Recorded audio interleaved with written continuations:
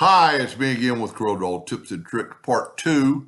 I stated in Part 1 that I have 3 math gurus that watch my channel, and well, one of them doesn't watch. He's a good friend, and I sent it to him, and he said he did laugh, but I did everything right. I just didn't use the calculator. And the second one that actually teaches mathematics said he was surprised when he was watching it that I didn't.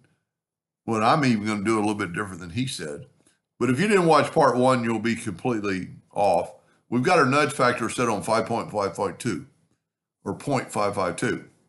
So this is pretty fast, and you don't have to blend, and select them all and nudge it over.